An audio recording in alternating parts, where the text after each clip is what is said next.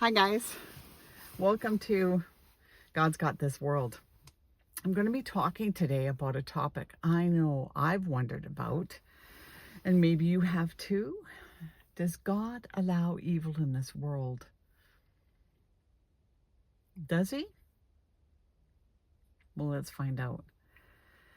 I know this is a tough subject and a lot of people have asked questions about it, so I decided to go into the scriptures, the Bible scriptures, and look for myself. So let's go to Job 1 and read about this.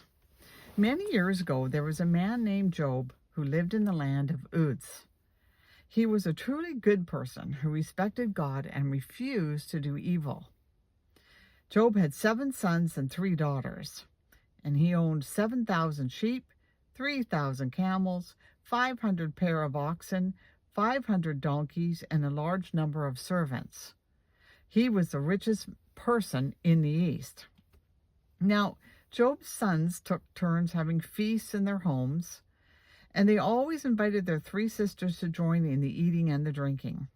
And after each feast, Job would send for his children and perform a ceremony as a way of asking God to forgive them of any wrongs they may have done.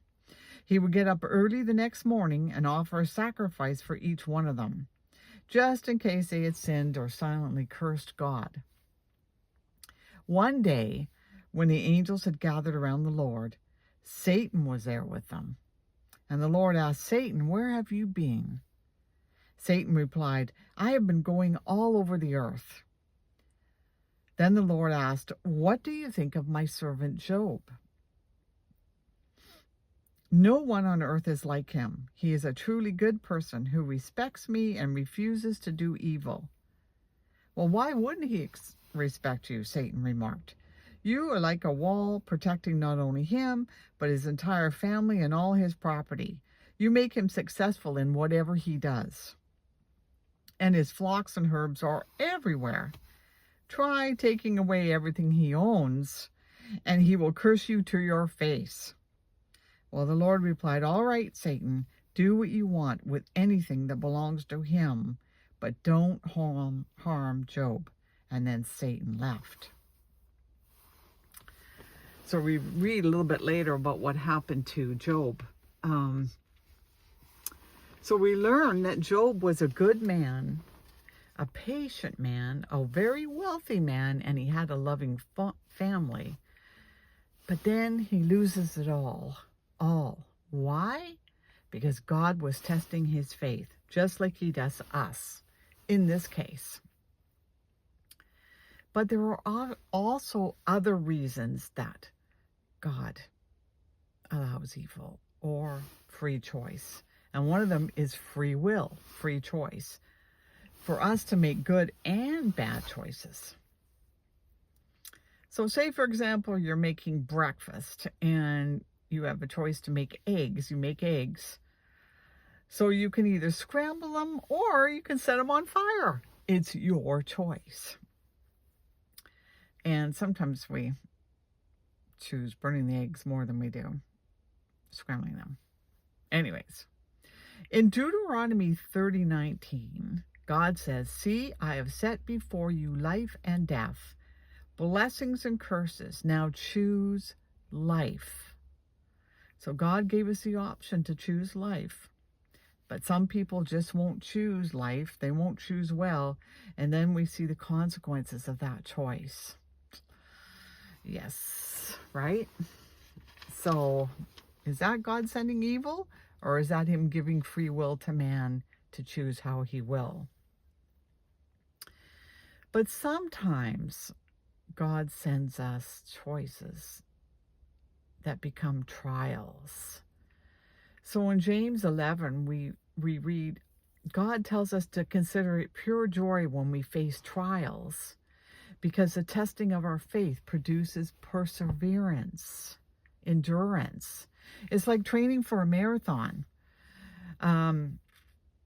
except you train to avoid pitfalls like eating the wrong foods or not exercising.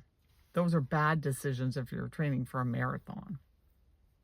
But sometimes a little suffering or a trial can make us stronger. Just like when you lift weights, you build muscle. It's not real fun at the moment you're lifting those weights, but after, you're a lot stronger than when you started. So what's the bigger picture? Romans 8:28 says, God works for the good of those that love him. So even when it looks like we're stuck in a bad situation, God promises to bring good from the chaos. Now, Jeremiah 29:11 says, let's read it. Let's go to Jeremiah 29:11. He says, for I know the plans I have for you, plans to prosper you and not to harm you, plans to give you hope and a future. See, he's a loving God. He wants to give you hope. He wants to give you a future. He's not trying to bring evil upon you and make your life miserable. That's not what God is, and that's not who he is. So to wrap this up, let's turn to